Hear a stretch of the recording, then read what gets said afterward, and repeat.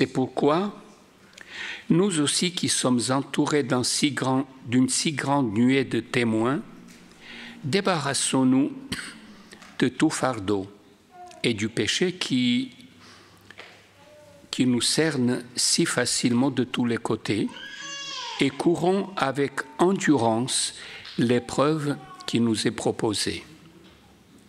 Gardons les yeux fixés sur Jésus qui nous a ouvert le chemin de la foi et qui porte à la perfection parce qu'il avait en vue une joie qui lui était réservée. Il a enduré la mort sur la croix, en méprisant la honte, attaché à un tel supplice, et désormais il siège à la droite du trône de Dieu. Depuis le commencement de l'année, nous sommes en train de parler qu'en tant qu'Église, nous cherchons à prendre de la hauteur, aller plus haut avec notre Seigneur. Et aujourd'hui, je voudrais partager quelque chose qui me tient à cœur. Passionne-toi. Cette notion-là de passion. J'aimerais vous poser une question. Question très simple que tout le monde peut répondre. Est-ce qu'ici, il y a des gens qui sont passionnés pour quelque chose? On a tous une passion. Soit des voitures, des foot, des sports. Comme si le foot, ce n'était pas un sport. On peut être passionné de tellement de choses dans la vie. Et j'aimerais bien poser cette question-là. Je ne sais pas qu'est-ce qui te passionne, mais à quoi ça sert avoir une passion? Il me semble que la passion, quand tu es passionné par quelque chose, il t'aide, il te motive à atteindre un but. Vous êtes d'accord avec moi, oui ou non? Alors dis-moi oui, parce que sinon ça ne va pas. Alors, pourquoi je dis ça? Pour quelque chose de très simple. Je me rappelle quand j'étais en master de théologie et je devais faire mon mémoire. Et dans un moment, j'hésitais avec un sujet qui me passionnait vraiment. Et de l'autre côté, il avait un sujet que j'ai trouvé que c'était très utile pour l'Église. Et si vous le connaissez, Ribando Santos, à l'époque, il m'a dit, écoute Léo, ne pense même pas à choisir un sujet qui ne te passionne pas. Parce que si en plus, tu choisis ces sujets-là, que tu penses que ça va être utile, mais que ça ne te passionne pas, quand les jours viendront que tu n'auras pas de motivation, que tu n'as pas envie d'aller jusqu'au bout, que tu vas être découragé, en plus, sur un sujet qui ne te passionne pas. Et donc, il me disait, prends un sujet qui te passionne, et comme ça va être plus facile d'aller jusqu'au bout. Vous m'avez suivi? C'est pour ça que c'est important de comprendre qu'est-ce qui me passionne dans la vie, en tout cas pour moi. Mais vous savez que le mot passion, il vient d'une racine qui ça veut dire aussi action de souffrir. Waouh! Ça veut dire que quand je suis passionné par quelque chose, je suis en train d'amener au bout une action qui peut-être il va me faire souffrir. Et c'est pour ça qu'on dit la passion de... Bah, bien sûr. Mais est-ce que dans la Bible, il y a ces concepts-là? Est-ce qu'on pourrait dire que, bibliquement, on pourrait dire que parfois, on est passionné et on veut amener jusqu'au bout ce qu'on a entrepris? Par exemple, cette église prend de la hauteur. Est-ce qu'on pourrait dire que parfois, il faut faire des sacrifices? Je pense que oui. Mais le grand problème, mes amis, c'est que la société d'aujourd'hui, il nous a vendu que le sacrifice, il n'est pas nécessaire. La société, ils vont nous vendre quelque chose que ce n'est pas vrai, l'ami. Tu ne peux pas claquer les doigts et avoir une maison, claquer les doigts et avoir une famille, claquer les doigts et avoir une église remplie, claquer les doigts et devenir pasteur, claquer les doigts et finir ta carrière, claquer les doigts et que d'un moment à l'autre, d'une manière magique, tout est accompli. Eh mais si vous réfléchissez bien, la société, il essaye de nous mettre ça de plus en plus, de manière inconsciente, dans les séries, dans les films. Je ne suis pas en train de parler mal du monde seulement. Je suis en train de constater quelque chose. Qu'aujourd'hui, cette notion-là d'amener jusqu'au bout quelque chose, de sacrifier, de laisser de côté des choses parfois, c'est humain. Et j'aimerais dire, c'est divin. Dieu, il a tout laissé quand même. Pourquoi? Parce qu'il était passionné pour toi et pour moi. Ah, celle-là, elle était belle, ça méritait un amen, non? On va la refaire comme ça, hein? Dieu, il est passionné pour toi et pour moi, il a tout laissé. Amen. Ah, bah voilà, c'est beaucoup mieux, là. Alors, regardez, j'aimerais vous citer 2 ou 3 petites phrases. La première phrase, c'est d'un roi, Hassan II, et il a dit, les batailles de la vie ne sont pas gagnées par les plus forts, ni par les plus rapides, mais par ceux qui, c'est quoi? Qui n'abandonnent jamais. Et ça m'interpelle beaucoup, parce qu'il y a cette notion-là d'être vainqueur, d'aller jusqu'au bout. Et aller jusqu'au bout, ça ne veut pas dire arriver avant les autres. Vous n'avez jamais vu dans un marathon, quand il y a un papy, quelqu'un qui est handicapé, quelqu'un qui a pris des poids, et qu'il arrive jusqu'à la fin du marathon? Peut-être il arrive en dernier, mais quelle était sa victoire à lui? D'arriver jusqu'au bout. Le but, il n'est pas d'arriver en première, mais le but, c'est d'arriver. Et c'est pour ça que je suis d'accord avec cette idée-là. Il ne faut pas abandonner. Peut-être on a commencé à prendre de la hauteur. Et peut-être dans un moment, on a tombé. Mon ami, j'aimerais te dire ce matin, n'abandonnons pas en tant qu'Église, n'abandonnons pas en tant qu'individu, en tant que frères et sœurs. Continuons cette marche-là vers l'auteur, ou vers les auteurs. Alors, permettez-moi de citer maintenant une 12e citation qui parle un petit peu de cette importance de prendre conscience que quand nous allons persévérer, quand nous allons vers un but, souvent il va y avoir l'échec. Et je ne sais pas si vous êtes passionné de sport. Quelqu'un, il aime bien le basketball ici? On n'est pas beaucoup, mais passionné vraiment de basketball. Qui est pour vous le plus important joueur de basketball de tous les temps? Oh non, qui a dit Magic Johnson? Oh là là là là là là. C'est Michael Jordan, mais on ne va pas se battre là. On va régler ça au foot, toi et moi. Michael Jordan, il a dit quelque chose qui est très intéressant. Désolé, mais c'est à lui la citation. Regardez ce qu'il a dit. J'ai raté 9000 tirs dans ma carrière. J'ai perdu presque 300 matchs. 26 fois, on m'a fait confiance pour prendre le tir de la victoire et j'ai raté. J'ai joué encore et encore et encore dans ma vie. C'est pourquoi j'ai réussi. D'accord, ce n'est pas une parole inspirée, mais qu'est-ce que je suis d'accord avec ça? L'importance de persévérer malgré l'échec. Et l'ami, si tu ne commets pas d'échec dans ta vie, c'est sûrement parce que tu ne fais rien de ta vie.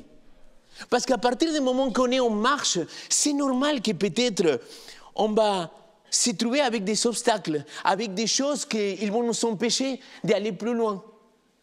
Et peut-être on va tomber. Mais au nom de Jésus, lève-toi et continue. C'est la persévérance. Mais vous voyez, encore une fois, la société, il nous a vendu quelque chose que je ne suis pas d'accord. Et c'est la dernière image et la dernière citation. Regardez cette image-là. Les succès. Quand on arrive jusqu'au bout, qu'est-ce qui va se passer? Les gens, ils vont voir tout simplement le bout de l'iceberg. Ce que l'on voit. Ça veut dire, ah oui, mais il a eu de la chance. Ah non, mais bon, il joue bien le piano parce qu'il a un talent inné. Ah, c'est sûr que Jean-Jacques, il fait bien de l'orgue parce que, voilà, il était doté comme ça et basta. Non, mon ami, il y a du travail là, il y a de l'acharnement, il y a de la passion. Et c'est pour ça que pour moi, il y a un problème. Pourquoi? Parce que ce que les gens ne voient pas. Regardez, on pourrait dire la passion, la remise en question, et on va revenir sur ces points-là. On pourrait parler aussi des efforts quotidiens, le travail acharné, les sacrifices, les échecs et la persévérance. L'ami, je ne connais pas quelqu'un qui a trouvé des succès dans sa vie et qu'il n'a pas dû passer par là. Parce que le coup de chance, tu peux l'avoir une fois, mais avoir envie de succès, c'est parce que tu étais passionné, parce que tu as su te remettre en question. Et parce qu'en plus de te remettre en question, tu as mené des efforts, tu as travaillé, tu as fait des sacrifices, tu as fait des efforts et tu as persévéré malgré tous les obstacles. Alors, en tant que chrétien, quand je suis passionné, est-ce que je suis conscient que parfois, il faut que je sois passionné? Il faut que je me remette en question? Il faut que quelque part j'amène quelques efforts quotidiens. Parce qu'il y en a aujourd'hui des croyants, des gens qui disent il faut amener aucun effort. Et désolé, je ne suis pas d'accord avec celui-là. Pourquoi?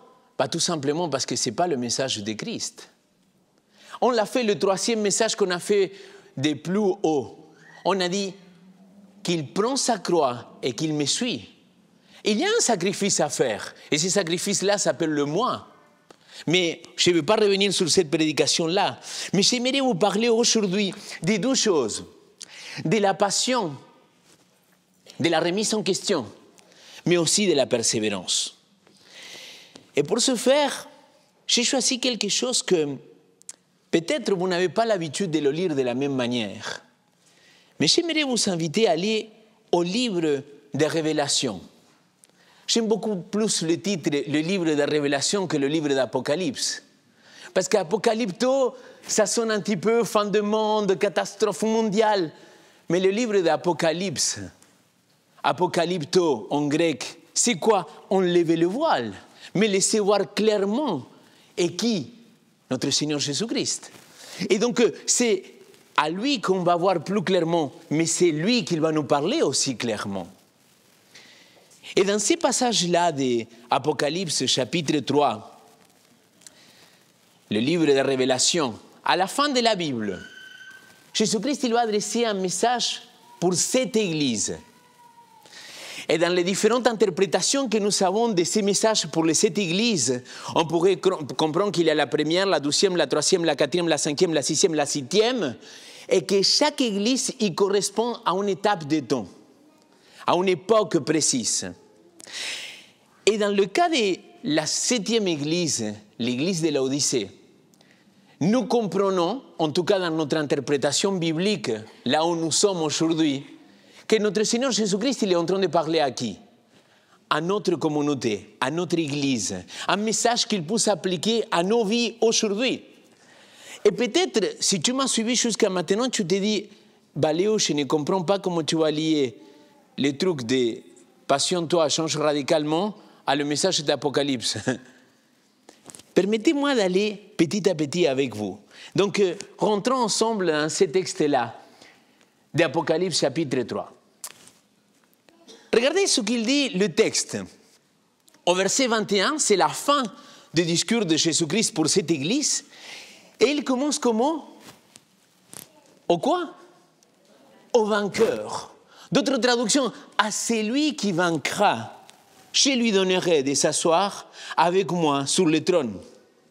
Et vous savez que le mot vainqueur en grec, c'est le mot qu'il a donné la marque Nike.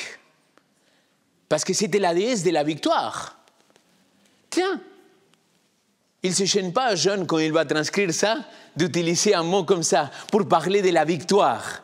Et d'ailleurs, je vous rappelle que l'apôtre Paul, à combien plus forte raison il a cité, comme en hébreu, en disant « il faut se défaire de tout ce qui nous empêche de courir » avec persévérance, avec upomone, avec passion, les cieux fixés en notre Seigneur Jésus-Christ.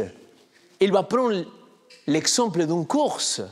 Pourquoi? Parce qu'il y a quelque chose là-dedans. Il faut vaincre, mon ami. Et vaincre, ça ne s'agit pas d'arriver en première.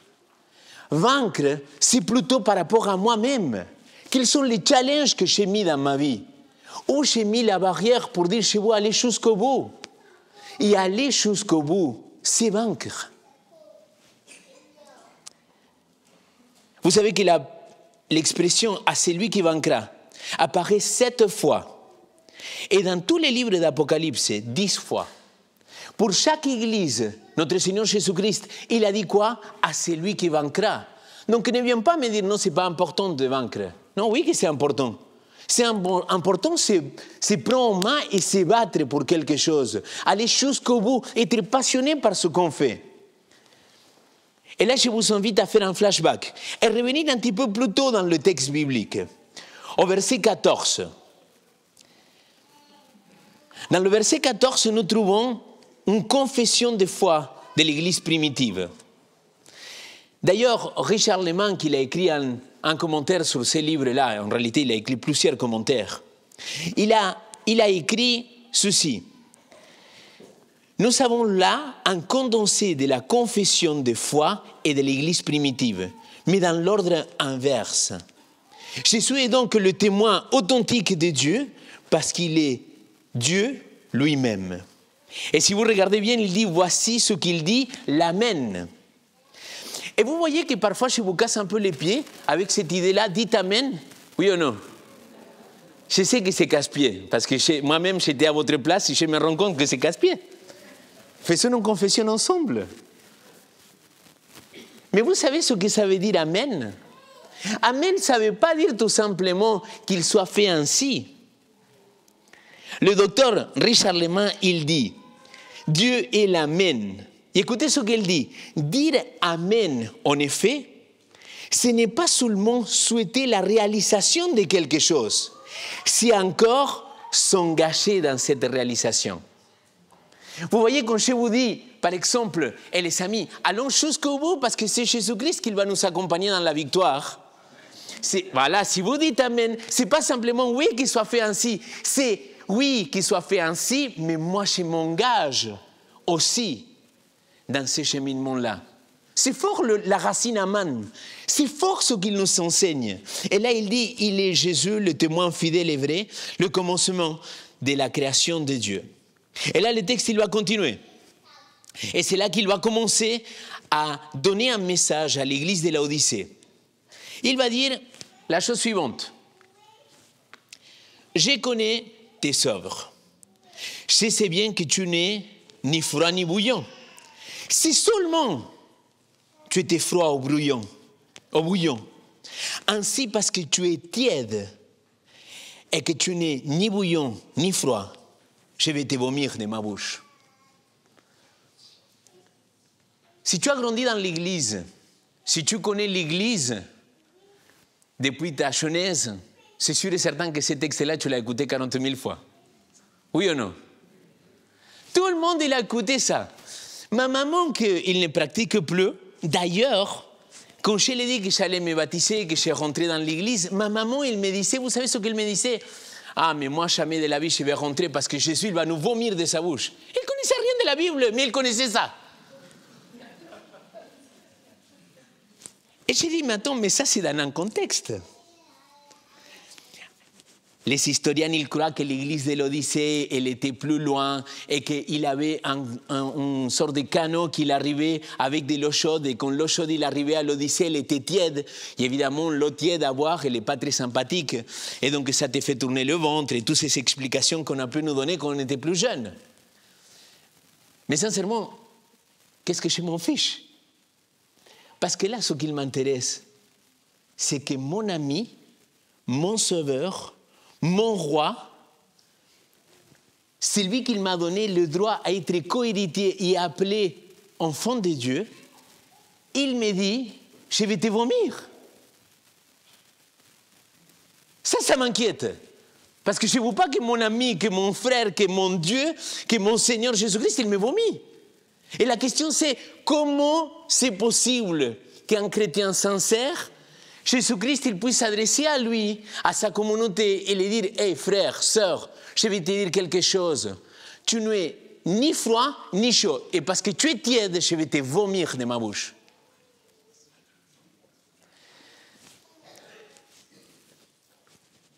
J'ai beaucoup réfléchi si je vais vous raconter ça ou pas. Mais je me suis dit, je vais vous le raconter. Comme ça décontracte un petit peu. Est-ce que quelqu'un déjà dans sa vie, il a vomi? On a tous vomi, non? Alors, moi, je dis souvent aux jeunes,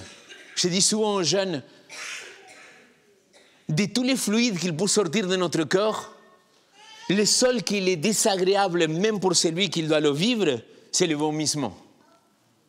Réfléchissez bien à ce que je suis en train de dire. Je ne vais pas donner plus de détails.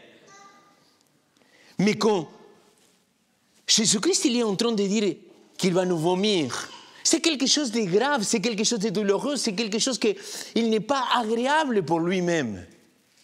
Donc c'est un message qu'il devrait nous interpeller aujourd'hui. Et mon ami, pourquoi tu penses que le Seigneur il pourrait penser que toi tu es tiède? Est-ce que vous vous rappelez le titre de ce message? C'était quoi? Passionne-toi, n'est-ce pas?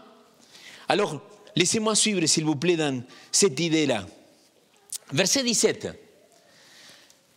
Là, Jésus-Christ, il va l'expliquer pourquoi tu es tiède. Parce que tu t'es dit, je suis riche, je suis devenu riche et je n'ai besoin de rien.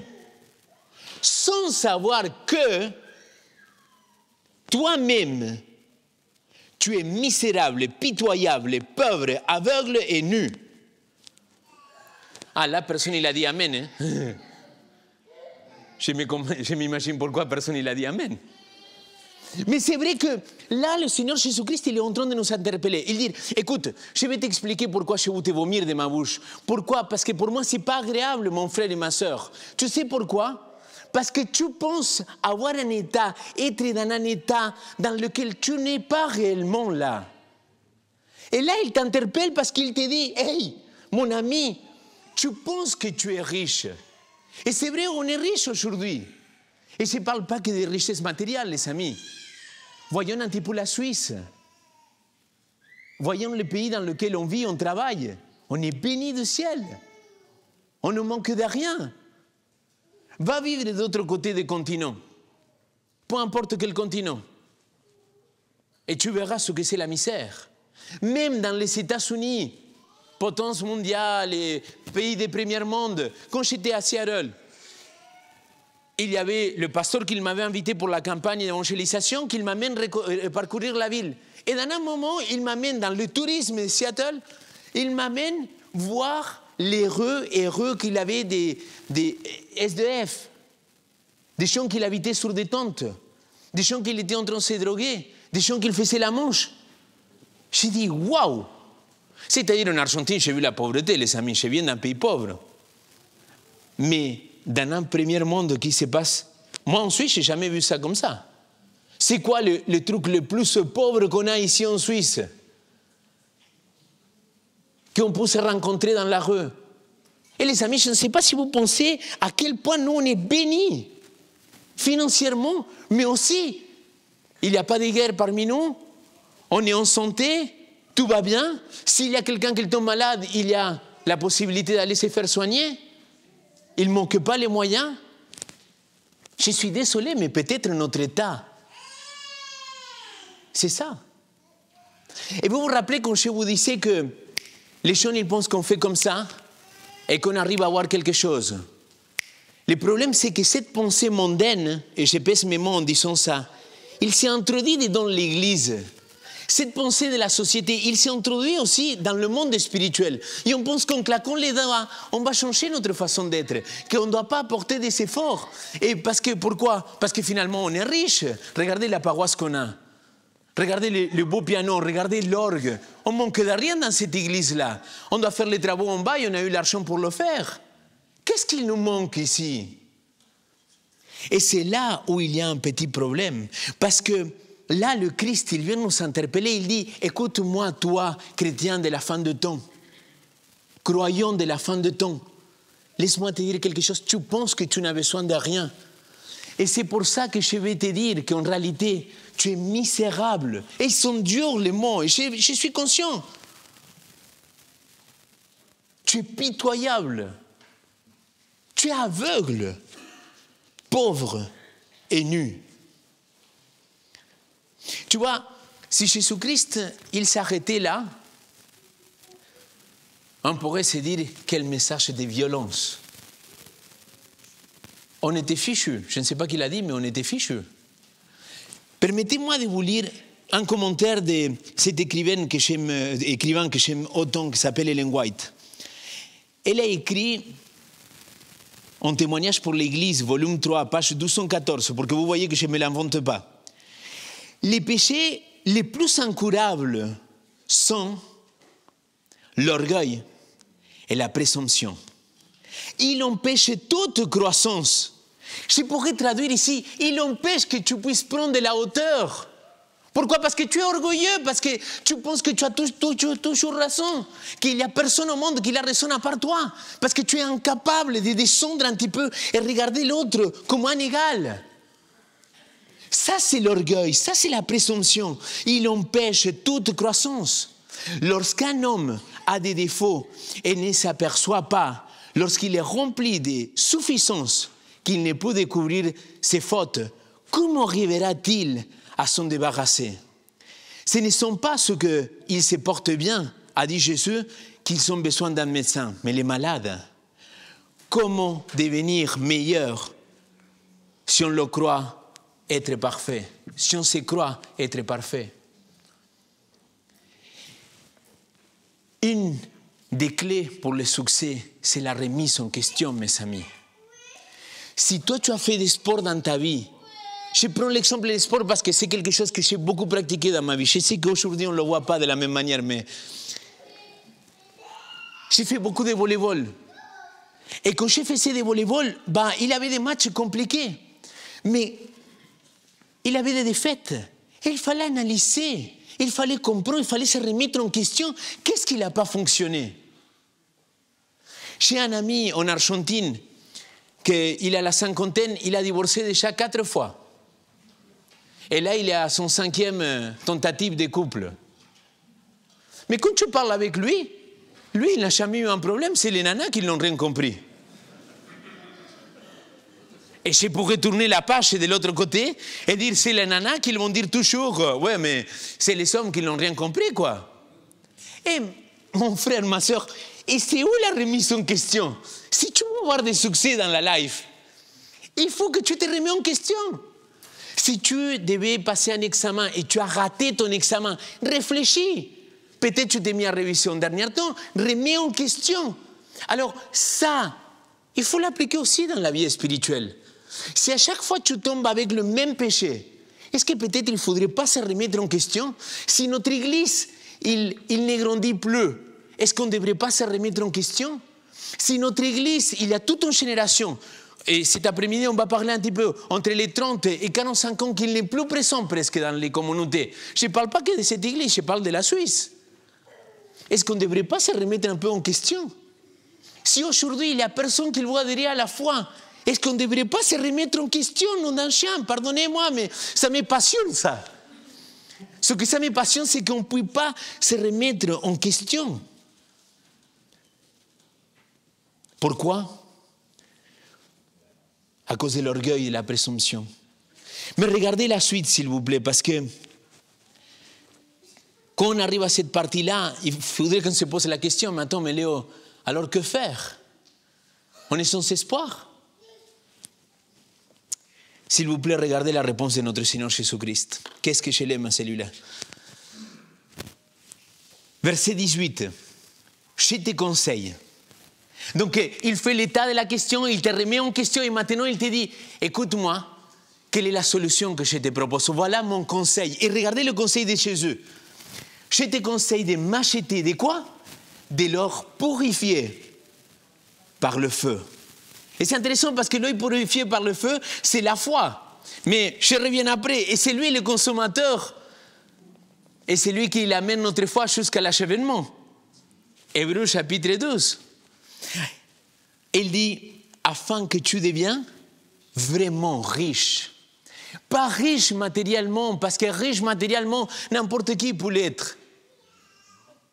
Mais riche spirituellement, c'est quelque chose que le Seigneur nous interpelle à vivre.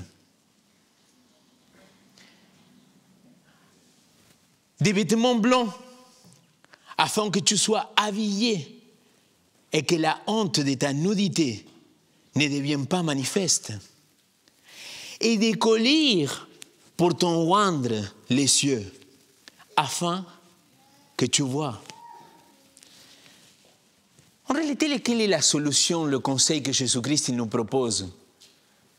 Viens vers moi. Viens vers Jésus. Passionne-toi pour Jésus-Christ. Parce que si tu es passionné par lui, c'est lui qui va t'amener, qui va enlever de toi cette pauvreté spirituelle.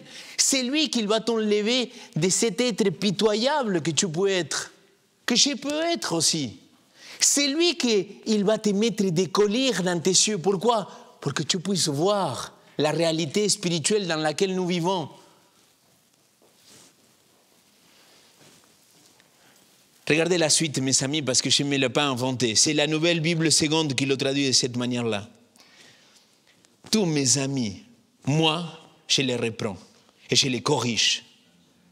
Et qu'est-ce qu'il dit le texte là? Passionne-toi. Change radicalement. L'encouragement le plus grand de Christ, c'est que tu puisses être un passionné dans la vie. Passionné pour cette communauté, passionné pour ta famille, passionné pour ton couple, passionné pour tes enfants. Être quelqu'un de passionné avec tout ce qu'on a décrit au commencement. Il faut que tu puisses être passionné, que tu puisses sentir cette passion à l'intérieur de toi. Mais pour cela, il t'invite aussi à changer radicalement. Et vous savez c'est quoi changer radicalement? Je suis en train de marcher par là et je me rends compte, je prends conscience que ce n'était pas là la direction, que la direction il était dans l'autre sens. Alors je marche dans l'autre sens maintenant avec Jésus-Christ. C'est ça, prendre conscience du changement radical. La repentance, la métanoïa, appelle-le comme tu veux. C'est qu'aujourd'hui, tu fais des caca dans ta vie et le Seigneur il te sort de ces caca-là, mon frère. Change la direction de ta vie. J'ai utilisé le mot caca pour ne pas être violent. Ce que Christ il veut dans ta vie, c'est que tu puisses être passionné. Tu vas étudier médecine, alors mon frère, passionne-toi par la médecine. Tu vas balayer les rues, passionne-toi pour le balai, pour les rues. Peu importe ce que tu vas faire, passionne-toi. Pourquoi? Parce que comme ça, on va pouvoir atteindre le but. Et avant de passer au dernier verset, regardez ce qu'il dit à tous mes amis. C'est-à-dire, parce que tu es l'ami de Christ, qu'il te tire les oreilles. Il y a un ami, il est là pour te confronter parfois, pour te remettre en question. Et te dire, hey, mon frère, ma soeur, désolé, mais je pense que là, tu es en train de... Comment dire ces mots-là sans dire des gros mots? Tu es en train de railler. Bravo, Léo, j'ai trouvé un mot que je ne l'avais pas dans mon vocabulaire. Tu es en train de te tromper de chemin. Et parce que tu te trompes de chemin, réveille-toi. Lève-toi et change radicalement. Pourquoi? Parce que je veux que tu sois passionné. Je veux que tu changes radicalement. Et peu importe l'âge que tu as. Je ne suis pas d'accord de dire que oui, il est vieux, il ne va plus jamais changer. Non. Non. Je crois. Plus jeune et moins jeune, on a tous la possibilité de changer grâce au Saint-Esprit. Amen. Je m'engage dans cette démarche des fois. Amen. Ça, c'était un enfant sincère. J'ai fini avec ça. Et c'est l'appel après. Parce que Jésus-Christ, j'insiste. C'est ça que je trouve tellement merveilleux avec Dieu. Il voit nos défauts. Il nous remet en question. Il nous donne des solutions. Mais après, il nous invite. Mon ami, je suis convaincu, Dieu, et je pèse mes mots, je sais qu'ils sont violents, Dieu n'est pas un violeur. Dieu, il ne s'impose jamais dans la vie de quelqu'un. Dieu, il est aimant et il respecte ta volonté. Et c'est pour ça qu'il dit, je me tiens à la porte et je frappe. Je me tiens à la porte et je frappe. Je ne brusque pas l'entrée. Je ne vais pas t'obliger à que tu me laisses rentrer. Il dit, je me tiens à la porte. Et si quelqu'un entend ma voix, si quelqu'un m'entend et ouvre la porte, j'ai pensé toujours qu'il fallait tout simplement l'ouvrir la porte. Non, regardez ce qu'il dit le texte. J'entrerai chez lui, je dînerai avec lui et lui avec moi. Pourquoi dans un texte si beau, on a retenu que je vais te vomir? Et là, il finit comment le texte? Il dit, hey, je veux manger avec toi parce que tu es mon ami, tu es ma sœur, tu es mon frère. Je veux passer ce temps de qualité avec toi. C'est pour ça que je te supplie, passionne-toi, change radicalement et viens vers moi. Laisse-moi rentrer et mangeons ensemble. Parce que bientôt, il y a un repas qui sera offert pour toi et pour moi, pour l'éternité. Amen.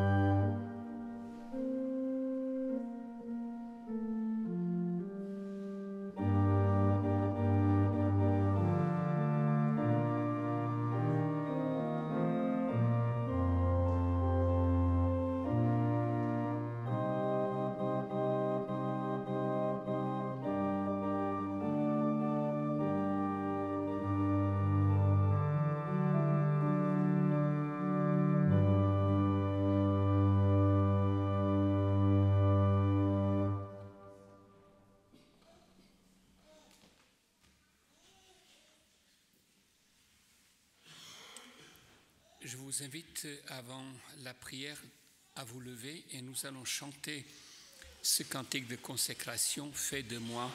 C'est ce à quoi Léo nous a invités pendant sa prédication. Fais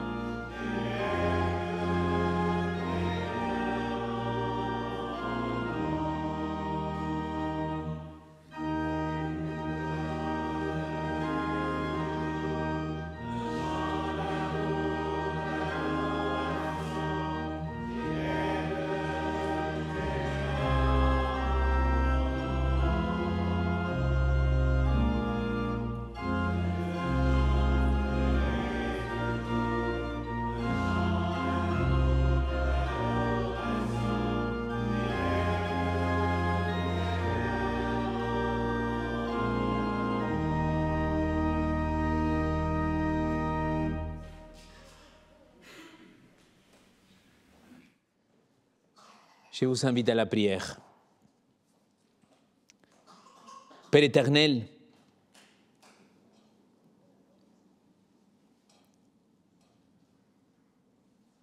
tu connais nos cœurs, nos pensées, nos intentions, nos failles, nos faiblesses.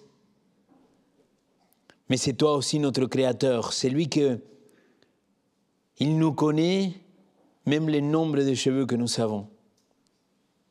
Seigneur, il n'y a pas meilleur coach que toi pour nous interpeller, pour nous remettre en question, pour nous montrer le chemin de succès, de la victoire. Pas une victoire, Seigneur, pour qui arrive en premier, mais une victoire dans le personnel. Une victoire que tu veux que chacun de nous puisse l'avoir, Seigneur. Et comme il a dit l'apôtre Paul, Seigneur, j'ai couru et j'ai eu ma couronne. Seigneur, que chacune des personnes qu'on est ici présentes, Seigneur, tu puisses nous accorder cette passion, cette capacité à se remettre en question, changer radicalement ce qu'on a besoin de changer, Seigneur. Te laisser ouvrir en nous, t'ouvrir la porte et t'inviter à manger avec nous, Seigneur. Qu'on puisse, ensemble en tant qu'Église, être passionné par toi et pour toi. Garde-nous pendant ce Shabbat, que ton esprit puisse être sur chacun de nous, qu'il puisse continuer à rappeler ces paroles-là, que c'est toi que tu les as écrites, que tu nous les as partagées en tout cas, Seigneur. Et que pendant cette semaine, on puisse réfléchir comment te laisser rentrer dans nos vies, encore et encore. Comment s'élever pour continuer à avancer avec toi, encore et encore. Jusqu'au jour que tu reviendras nous chercher. C'est ma prière au nom de ton Fils Jésus-Christ. Amen. Là où vous êtes, je vous invite à chanter notre dernière cantique tous ensemble.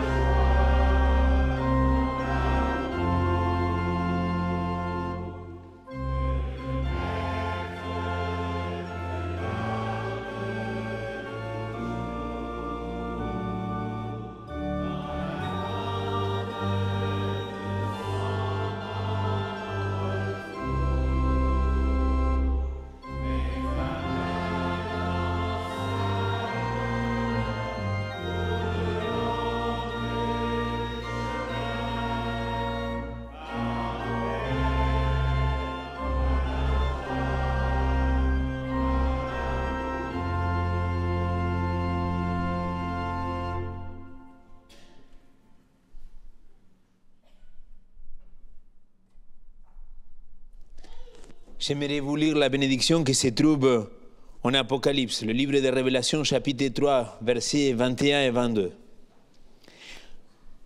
Le vainqueur, je lui donnerai de s'asseoir avec moi sur mon trône. Comme moi-même, j'ai été vainqueur et je me suis assis avec mon Père sur son trône. Que celui qui a des oreilles entend et que l'Esprit dit aux églises. Amen. Je vous souhaite un bon sabbat